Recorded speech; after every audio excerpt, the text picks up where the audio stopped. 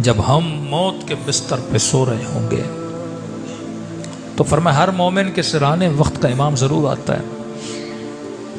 کبھی دیکھتے ہیں بات نہیں کر پاتے، کبھی امام کچھ بولتے ہیں مومن وہ ادا نہیں کر پاتا. فرمایا سب سے سخت ترین وقت سکرات الموت ہے.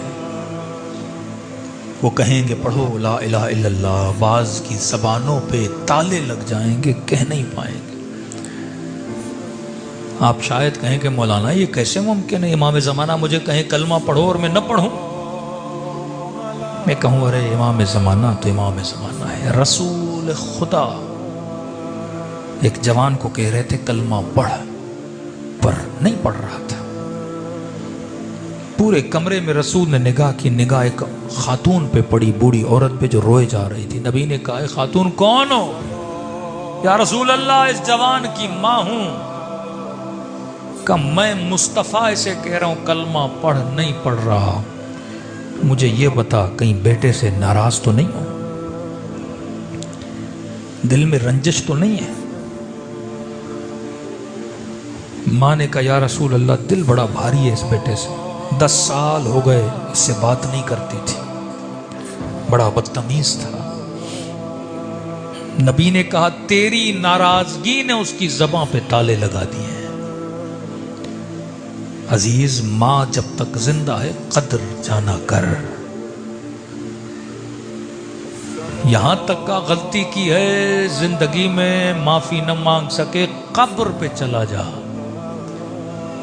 یہ واحد وجود ہے جو مر بھی جائے تو بیٹے کے حق میں دعا کرے، خدا رد نہیں کرتا.